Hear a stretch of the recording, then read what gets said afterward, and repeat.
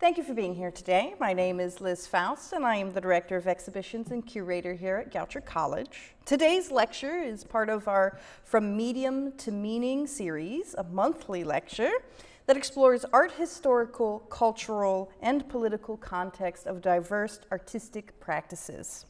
Spanning ancient funerary art to contemporary installation, the series centers close-looking material exploration and critical analysis, connecting past to present, the classroom to the gallery, and the personal to the collective. Today, I want to begin with a very deceptively simple question. What is landscape? When you hear that word, what comes to mind? Mountains, a sunset, a meadow, a skyline? Now, let me complicate it. Is landscape the same as land? Or is it something else happening when we use that word? The term landscape does not simply describe terrain. It describes terrain as seen. It implies a viewer. It implies framing. It implies selection, and it implies distance. The word itself comes from the Dutch landschap, which originally referred to the painting of scenery. So from its earliest use, landscape was already aestheticized. It was already mediated. It was already about representation. Land exists materially: soil, water, rock, infrastructure, bodies moving through space. Landscape is land interpreted. Landscape is land composed. Landscape is arranged for a gaze, and that difference matters deeply for art history. Because when something becomes a landscape, it becomes an image. And when it becomes an image, it becomes ideological. Let's slow this distinction down. Land is material. It is ecological, it is lived in, it is farmed, buried in, built on, fought over. Landscape is representational. It's framed, viewed, and often owned. Landscape tends to assume distance, a viewer standing apart from what they see. When you imagine a beautiful landscape, where are you? Are you inside of it? Or are you looking at it from a safe distance? Most of the time, you're positioned as an observer, elevated, detached, protected. That position, that quiet assumption of distance is not neutral. It carries power. Landscape allows land to be transformed into scenery. And scenery is something that can be admired, toured, consumed, and eventually possessed. So when we study landscape in art history, we're not just studying paintings of nature. We're studying how culture decides what land means. Let me ask you briefly, and just think internally for a moment. When you scroll past the image of a national park or a dramatic cliffside on Instagram, what are you being invited to feel? Awe, escape, ownership, freedom? Landscape is never just visual. It is emotional and political. Now let's look historically. In European painting, landscape develops into a major genre in the 17th century through the 19th century. Take Claude Lorrain or Thomas Gainsborough. Their pastoral landscapes present an idealized countryside, soft light, balanced compositions, gentle labor, harmony between humans and nature. But do you notice what's missing? You do not see land disputes. You do not see enclosure laws. You do not see displacement of rural populations. You do not see colonial extraction. The land appears timeless and serene. That is the pastoral myth, the ideal that rural land is neutral, peaceful, and stable. It smooths over economic and political tensions.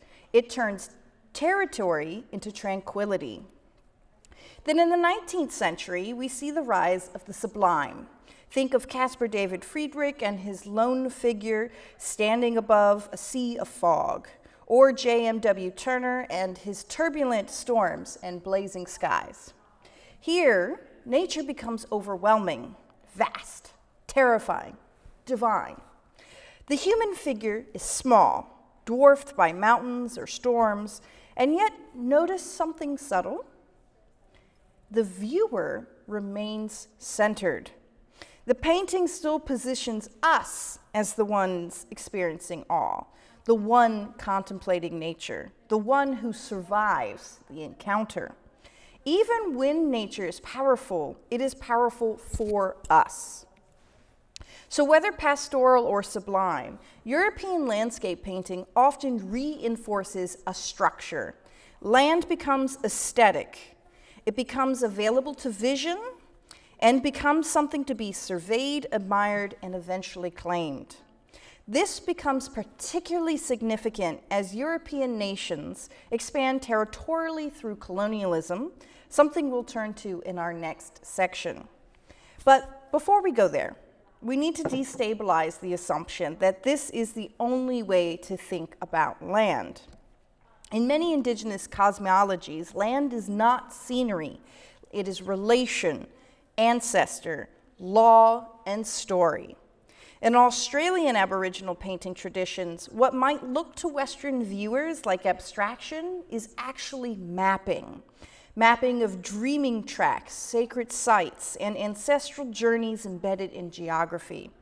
These are not decorative landscapes. They are living cosmologies. Similarly, Navajo sand paintings are not designed as permanent framed objects. They're ceremonial. They are created and then dismantled. Their meaning lies in relative activation, not detached viewing. Notice the difference? Western landscape painting often assumes distance, a viewer outside the land. Many indigenous practices assume embeddedness, the human as part of the land. There is no strict divide between nature and culture, no firm boundary between sacred and geographic, no assumption that land is inert.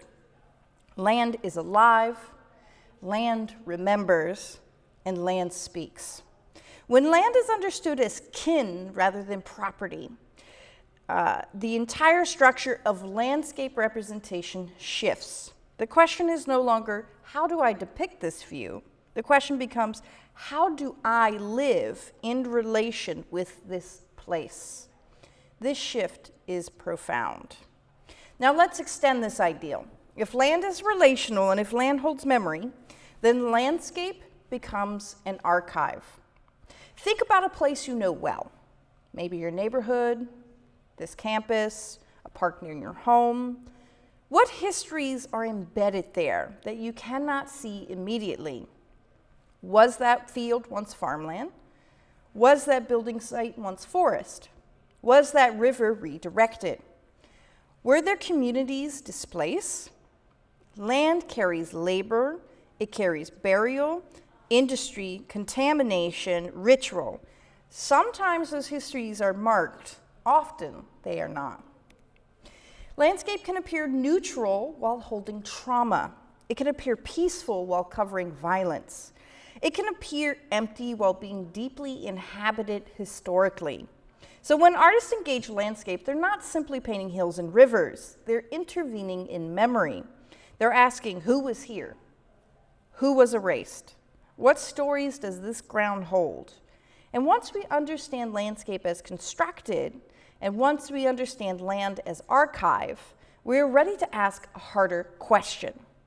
If landscape is constructed, who constructs it? And to what end? That question takes us directly into colonialism, mapping, and extraction, which is where we turn next. I want to begin this section with the question we ended on. If landscape is constructed, who constructs it and to what end? Because once we understand landscape as a cultural invention, not just scenery, we begin to see that it can function as a tool of power. Landscape does not represent land, it organizes it, it defines it, it legitimizes claims to it. And historically, one of the most powerful tools for transforming land into landscape has been mapping. When European empires expanded across the globe, they did not begin only with soldiers. They began with surveyors, with cartographers, with draftsmen, with painters. Maps were not neutral documents. They were instruments of control. To map land is to measure it. To measure it is to divide it. To divide it is to assign ownership. To assign ownership is to transform relationship into property. Notice something about many of the 18th and 19th century maps of North America. They often depict vast expanses labeled as territory, frontier, or even wilderness. But these lands were not empty. They were inhabited, governed, cultivated, narrated through oral tradition, embedded in indigenous cosmologies. Yet mapping practices frequently erase those systems and replace them with grids. The grid is important. It abstracts land into units, it detaches it from the story, and it makes it transferable, sellable, and taxable. Mapping is one of the first steps of colonization because it converts land into commodity. Now, let's connect this to painting. In the 19th century, American landscape painting flourished, especially through now what we call the Hudson River School. Painters like Thomas Cole and Sam Guilford created sweeping vistas of the American wilderness. These works are technically masterful, luminous, grand, reverent. But we have to ask, reverent towards what? Often these paintings present the land as vast, untouched, and available. Small figures might appear, explorers, settlers, dwarfed by grandeur, but heroically positioned within it. This imagery coincided with westward expansion and the ideology often referred to as manifest destiny. The belief that American expansion across the continent was divinely ordained and inevitable. Landscape painting becomes soft propaganda. It aestheticizes expansion.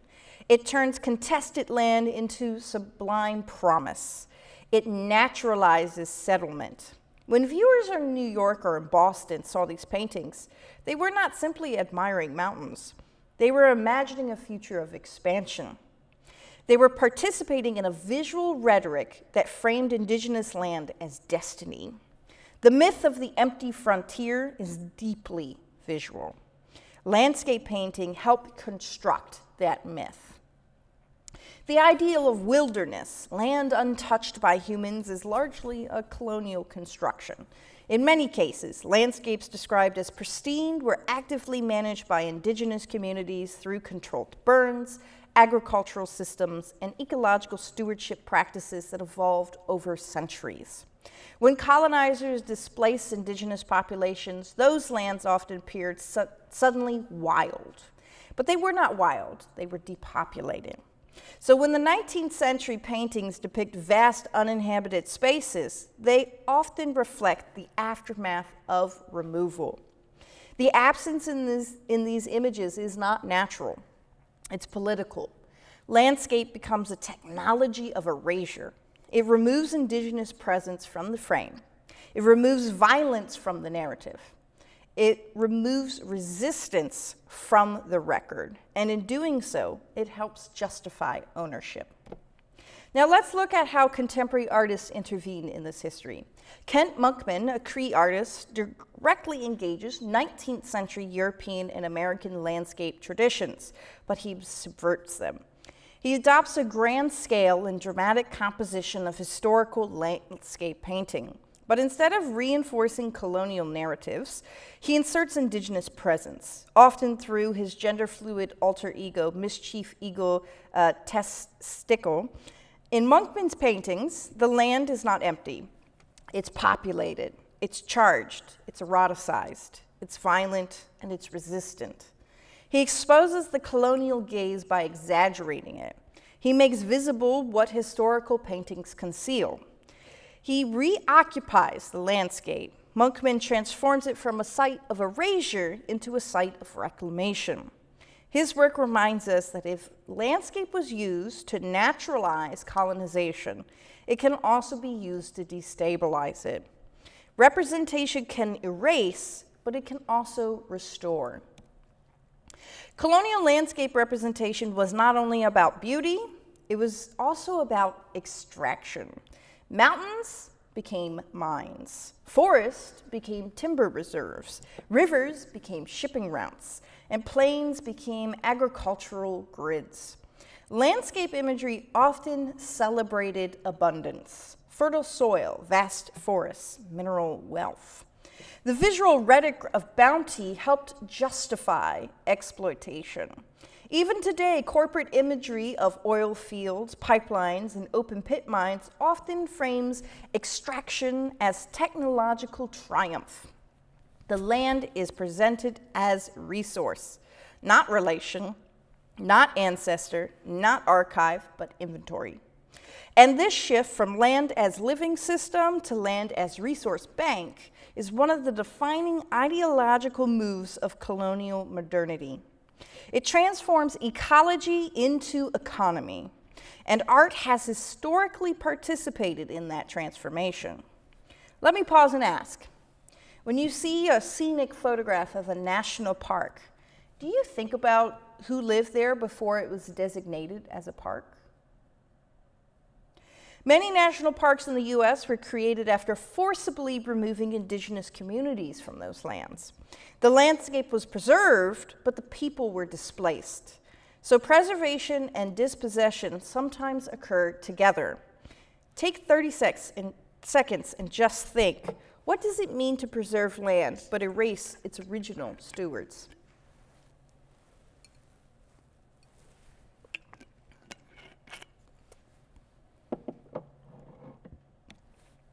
Now,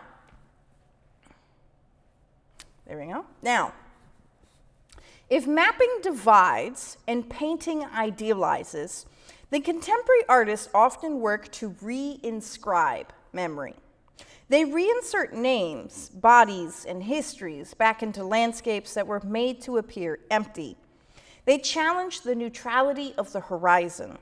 They disrupt the fantasies of wilderness. They expose the grid. And this brings us to an important conceptual point. Landscape is not passive. It is contested terrain. It is an argument. It is an ideology made visible. So when artists work with land today, whether through maps, performance, earthworks, or archival interventions, they're not simply responding to nature. They're responding to power. They're asking, who owns the land? Who names it? Who remembers it? Who is missing from the picture? And once we recognize land as both archive and battleground, we can begin to think differently about how artists move beyond representation, not just depicting land, but working with it directly, which brings us to the rise of earth and environmental art. We've just discussed how land has been mapped, divided, aestheticized, and extracted. In that framework, land becomes property. It becomes resource, it becomes territory. But I want to shift the lens now. What happens when land is not understood as territory, but as ancestor? What happens when land is not owned, but related to? This shift may be one of the most profound conceptual differences between colonial modernity and many indigenous and diasporic worldviews. Because when land is ancestor, it cannot be empty. It cannot be neutral. It cannot be disposable. It carries lineage. It carries story. It carries obligation. And it carries grief. Let's think about what it means to call land an archive. An archive usually implies documents, papers, records, official histories, but land holds memory a bit differently.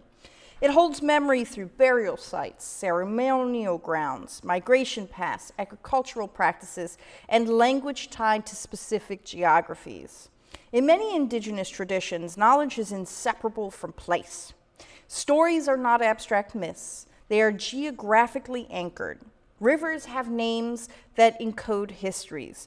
Mountains hold cosmological meaning. Plants are teachers. Land is not backdrop, it is pedagogy. This is fundamentally different from the detached gaze of landscape painting we discussed earlier. Here, land is not viewed from afar. It is inhabited ethically. And when ethical relationships often include mourning, mourning for loss of land, for ecological devastation, for displacement. So in this section, we'll look at artists who work through land as memory, migration, and survivance. Let's begin with Drawn Quick to See, a Salish cotonal artist whose work frequently incorporates maps of the United States. But these are not neutral maps. She paints over them, she collages into them, she disrupts them. Often tribal names replace state names. Red paint bleeds across borders. Text fragments interrupt cartographic activity and authority. In doing so, Smith reveals that maps are not objective tools. They're ideological surfaces. Her work insists on indigenous presence within the very framework that attempted to erase it. And notice something powerful. She does not abandon the map. She reclaims it. She transforms a colonial instrument into a site of testimony. This is what survivance looks like, a term coined by Gerald Wieser to describe active indigenous presence, resistance, and cultural continuity. Not victimhood, not disappearance, presence. When Smith paints over a U.S. map, she's not just critiquing it, she's asserting memory against erasure. She's saying the land remembers us, and we remember the land. Now let's shift to talk about diasporic experience. Guadalupe Maravilla creates large sculptural installations that reference migration, healing, and sacred geographies. As a child, he migrated alone from El Salvador to the U.S. during the El Salvadoran Civil War. That journey across borders through dangerous terrains became central to his work. He often constructs large gong-like sculptures that incorporate materials connected to migration routes, metal, found objects, references to detention centers. He performs sound baths within these structures. The body vibrates, the land vibrates, memory vibrates. In Maravilla's work, geography is just not physical. It is traumatic and spiritual. Migration transformed land into threshold. Borders become wounds, and yet ritual becomes healing. Notice the difference between this and colonial mapping. Maps divide, Maravilla reconnects. He transforms routes of displacement into spaces of ceremony. He suggests that land holds pain, but also possibility for restoration.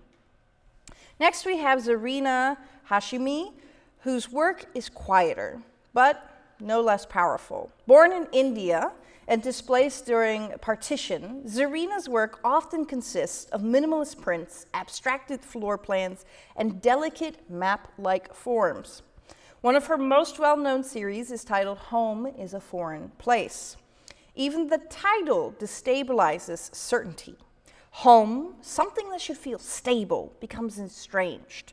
Her maps are fragmented. Borders are implied but softened. Paper edges are torn or embossed. There is restraint. There is absence. In her work, land becomes memory through longing, through loss, through minimal gesture. Where Smith confronts the map directly, Maravilla ritualizes migration, and Zarina internalizes geography. Her landscapes are interior. They are psychological. They remind us that displacement does not alter where we live. It alters how we remember. Land becomes something carried inside the body. Now let's pause and consider something. If colonial landscape painting often erased indigenous presence by depicting empty land, diasporic artists often grapple with the opposite problem. They carry too much land, too many places, too many fractured geographies. Diaspora complicates belonging. Where is home when your homeland has been partitioned, colonized, or left behind? How do you anchor identity when the ground beneath you has shifted politically or physically? In these practices, landscape becomes unstable. It is no longer horizon and depth. It is memory and rupture. It is both connection and distance, and often it is grief. Land-based grief is not only ecological, it is cultural, ancestral, and linguistic. When a community is removed from the land, knowledge systems fracture. When ecosystems collapse, cosmologies tremble. Artists working in this space often operate in dual registers. They mourn and they persist. This is where the concept of survivance becomes crucial again. Survivance is not survival alone. It is active presence. It is creativity despite erasure. It is cultural continuity despite displacement. So when artists map, perform, carve, print, or ritualize land, they're not just remembering, they're sustaining relationship. I want to end this section with a question. If land can be ancestored, what responsibilities does that create? Take 30 seconds and think silently. What changes if land is not property, but relative?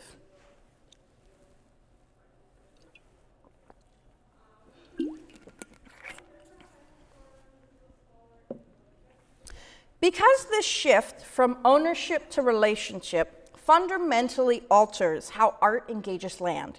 It moves us from representation to reciprocity, from image to obligation. And that shift prepares us for our next section. When artists move beyond depicting land and begin working directly with it as material, collaborator, and site. Up until this point, we've been discussing how land is represented. We've looked at landscape as aesthetic construction. We've examined mapping as control. We've explored land as ancestor and archive. Now I want us to pivot to a crucial shift in the 20th century art history. Now what happens when artists stop painting land and begin working directly with it? What happens when land is no longer image, but medium? This shift emerges most visibly in the 60s and 70s with the rise of earthenworks, also called land art. And it marks a dramatic transformation in how artists think about scale, site, and permanence. Let's begin with Robert Smithson's Spiral Jetty, created in 1970 in the Great Salt Lake in Utah. Smithson moved 6,000 tons of rock and earth to create a massive spiral extending into the water. It is monumental, remote, geometric. It resists commodification, at least initially, because it cannot be easily bought or sold like a painting. It is site-specific. It exists in a particular place that cannot be relocated. This was part of the radical impulse of earthworks. Artists were rejecting the commercial gallery system. They were rejecting the white cube. They were moving into deserts, lakes, and remote landscapes. Similarly, Nancy Holt's sun tunnels, massive concrete cylinders aligned with the solstices, invite viewers to experience celestial movement through land. These works emphasize scale. They emphasize duration. And they emphasize the relationship between human construction and geological time. But we need to critically examine something. Many early earthworks were created by white male artists working in vast, empty landscapes of the American West. And here we must ask, were these landscapes truly empty? Or were they framed as empty once again through colonial narratives? Even as earthworks attempted to escape the art market, they sometimes replicated expansionist gestures, moving massive amounts of earth, marking territory, inscribing form onto landscape. The gestures can feel powerful, but also potentially dominating. This tension is important. Now let's turn to Ana Mendieta. Her Silhouette series in the 1970s offers a powerful counterpoint to monumental earthworks. Instead of reshaping vast terrain, Mendieta pressed her own body into earth. She carved silhouettes into mud. She filled body-shaped impressions with flowers, blood, and fire. Her works are intimate, ephemeral, often temporary, washed away by wind or water. Mendieta, who was exiled from Cuba as a child, described her practice as reconnecting to the earth as a form of belonging. For her, land was not a site to dominate. It was a site to merge with. Notice the scale difference. Smithson's spiral can be seen from aerial photography. Mendieta's body imprint requires closeness. Smithson rearranged earth as surface. Mendieta becomes earth. Her work complicates the masculine monumentality of early land art and reintroduces vulnerability, exile, and embodiment into the conversation. If early earthwork sometimes echoed expansionist gestures, Mendieta's practice feels ritualistic. It feels ancestral. It feels like return. Another critical issue with earthworks is documentation. Because many of these works exist in remote locations, most viewers encounter them through photographs, aerial shots, dramatic angles, carefully composed images. So even though these works leave the gallery, they re-enter circulation as photographs. They become images again, which raises an important question. Is earth art truly outside of representation, or does it ultimately depend on representation? Smithson understood this tension. He was deeply interested in entropy and time and in how structures decay. Spiral jetty has been submerged and reemerged over decades as water levels change. The work shifts with environmental conditions. It reminds us that land is dynamic, not static, and that art made with land is vulnerable to ecological change. This vulnerability becomes even more urgent in the context of climate crisis. By the late 20th century, if we can get the screen to work. It says no. Whoop. How about that?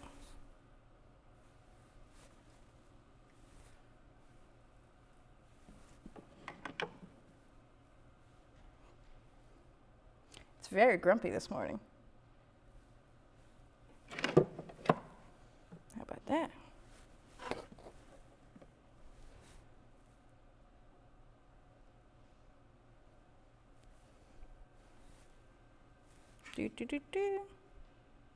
Okay, nobody sneeze. Okay.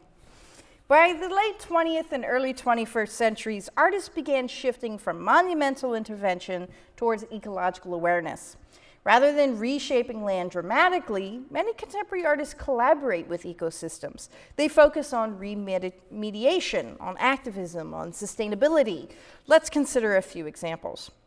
Maya Lin, best known for her Vietnam Veterans Memorial, later created a project titled What is Missing? This is an evolving multimedia memorial to species extinction. Rather than building a single monument, Lin creates a distributed digital and physical platform documenting biodiversity loss. Here, land is not shaped physically in dramatic ways. Instead, data, memory, and testimony becomes the material. The work is less about carving earth and more about mourning ecological absence. The land becomes a witness to extinction. Lin here reframes environmental crisis as a memorial practice. And you can check out her website, whatismissing.com. Otobong Nakanga examines extraction more directly. Her installations often incorporate minerals, textiles, performance, and research into global supply chains. She traces how resources move from African soil to global markets. Gold, oil, coltan. The land here is not abstract beauty, it is scarred, it is mined, and it is exploited. Nkanga's work reconnects aesthetic experience to economic violence. She reminds us that when we hold a smartphone or wear certain fabrics, we're touching landscapes altered by extraction. Land is embedded in global systems, and art can expose those hidden infrastructures. Caroline Caicedo focuses on rivers, specifically on communities displaced by dam construction and hydroelectronic projects. She works collaboratively with local activists and indigenous groups. Her installations often include fishing nets, videos, maps, testimonies. In her practice, rivers are not infrastructure, they are living beings. Some legal systems now recognize rivers as legal persons. Caicedo's work aligns with the shift. Land and water are not backdrop. They are participants. They have rights. Her art is not about monument alteration. It is about collective resistance. Let me ask you something. Can land be a collaborator? Not a surface, not a subject, but a collaborator. In early earthworks, artists imposed form on land.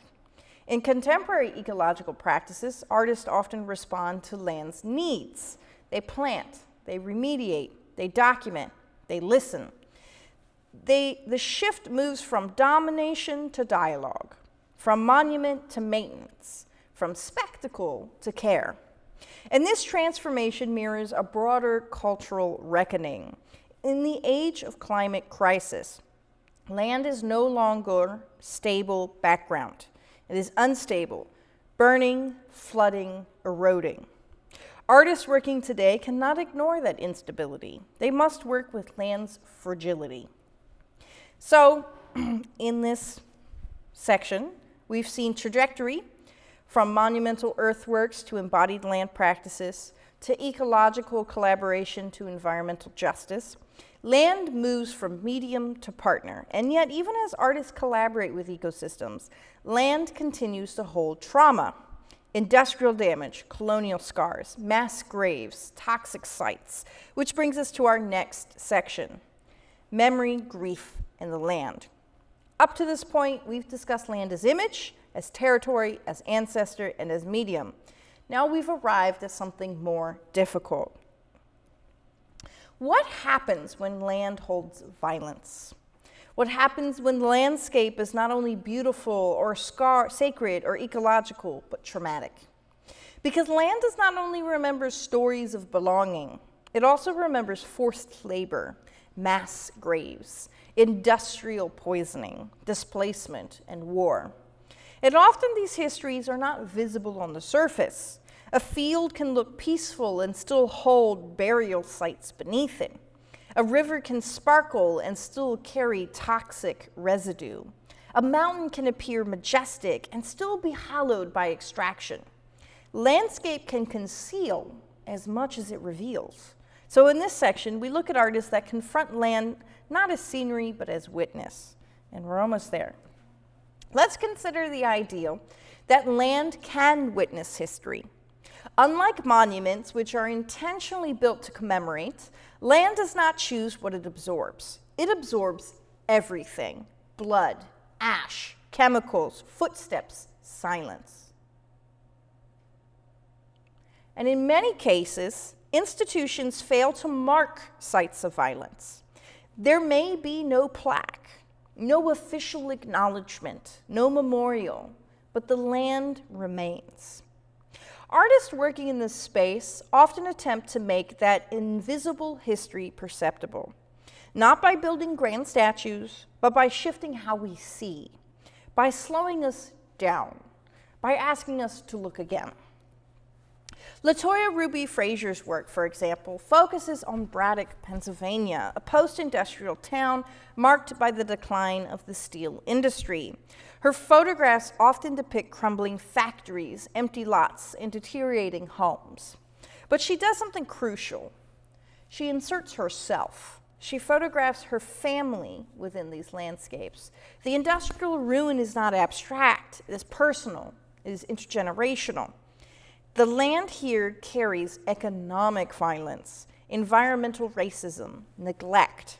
Fraser reframes the post-industrial landscape as a site of structural injustice. The abandoned factory is not simply an aesthetic ruin, it is evidence. It is the residue of economic systems that extracted labor and then withdrew support. Her work insists that landscape photography must account for lived experience. The land is not just a backdrop to hardship, it is shaped by it, and it shapes it in return. Now let's shift to a different approach. Mel Chin's project, The Revival Field, begun in 1991, addresses toxic soil contamination. Working with scientists, Chin planted hyperaccumulator plants, species capable of drawing heavy metals out of the soil. This was not symbolic, it was practical. Here, the plants literally extracted toxins. Remediation becomes art. The land is not just represented as damaged, it is treated. Chin collapses the boundary between aesthetics and environmental science. The artwork unfolds over time. It requires care. It is not monumental, it is process-based. And importantly, it reframes the role of the artist. The artist is not imposing form onto the land. The artist is facilitating healing.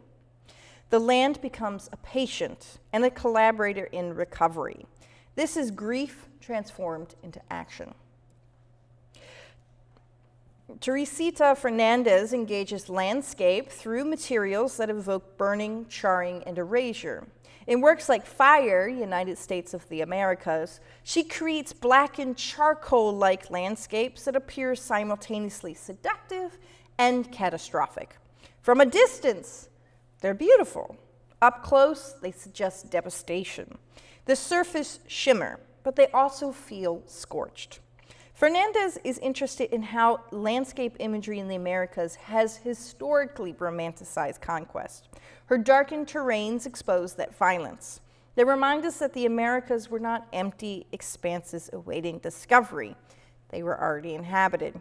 Already named, already storied, fire becomes metaphor for colonization, for ecological devastation and destruction, for cultural erasure.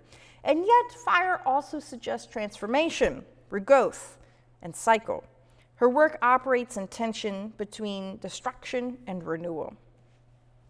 We now live in a moment where ecological grief is increasingly visible. Wildfires, floods, rising sea levels, species extinction. Land itself feels unstable. The climate crisis transforms landscape from stable backdrop into active emergency. Artists responding to ecological grief often avoid spectacle. They work with fragility, with disappearance, with absence. There is a quietness in much of contemporary environmental art, a refusal to romanticize catastrophe. Instead, there is mourning. Mourning not only for what has been lost, but for what is being lost in real time. And this mourning is collective. It's not tied to one geography, it is planetary. It is also deeply local, because climate change is experienced differently depending on where you stand. Let's think about, as we finish up, memorials more broadly. Traditionally, memorials are vertical. They rise from the ground, statues, obelisks, columns. But land-based memorial practices often move differently. They might involve planting trees, restoring wetlands, marking unmarked graves, protecting sacred sites.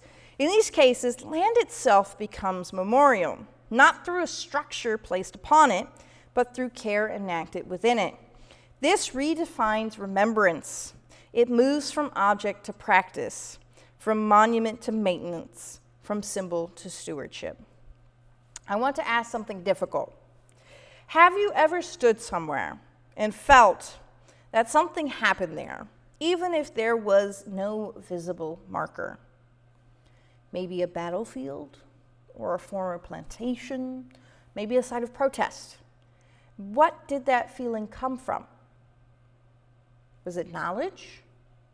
Was it atmosphere? Was it imagination? Land-based trauma is often sensed before it is seen. Artists help make that sense legible. They help translate atmosphere into awareness. As we conclude this section, I want to emphasize something. Artists working with traumatic landscapes are not only documenting them, or documenting harm. Many are also imagining repair. Repair might mean remediation of soil, replanting forest, restoring Indigenous place names, building community archives, or simply refusing erasure. Art cannot undo violence, but it can resist forgetting, and it can refuse neutrality. It can create space for mourning and for responsibility. And that responsibility is not abstract. It is grounded, quite literally, in the land beneath us. So if land is archive, if land is witness, if land holds grief, then how we inhabit land matters. Not just globally, but locally.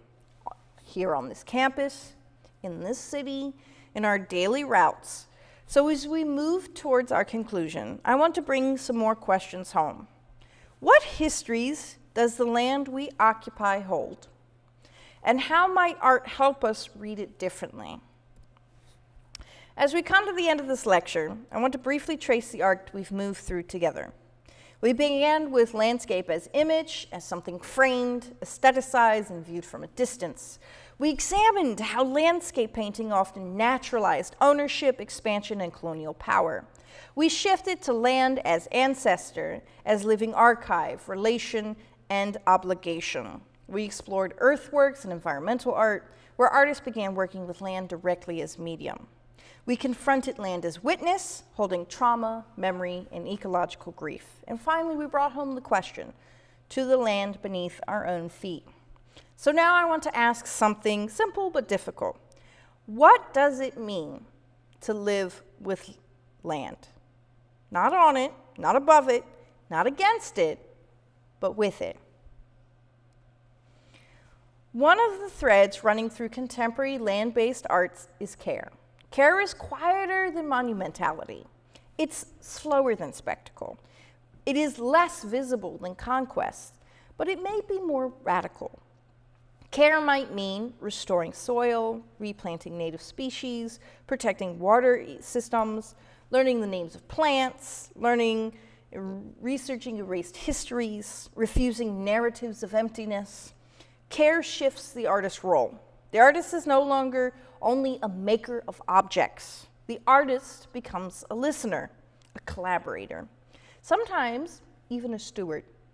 And this reframes art history itself. Instead of asking, why? What did this artist create? We begin asking, what relationship did this artist cultivate? We're living in a time when land is unstable. Wildfires reshape forests. Coastlines shift. Storms intensify. Species disappear. The climate crisis forces us to confront something earlier generations could avoid. Landscape is not permanent. It changes, it reacts, it responds.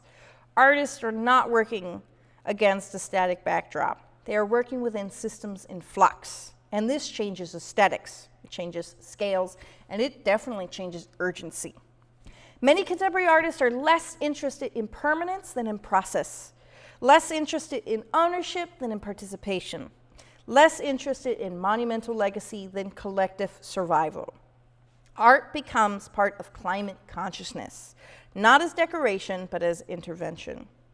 Across the globe, we also see movements of land reclamation, Indigenous communities regaining stewardship of ancestral territories, activists blocking pipelines, farmers restoring regenerative agricultural practices, artists collaborating within these movements. In these contexts, land is not metaphor. It is materially contested. It is politically urgent. Art in these spaces can amplify visibility. It can create alternative narratives. It can slow down extractive thinking. It can reframe land not as commodity, but as commons.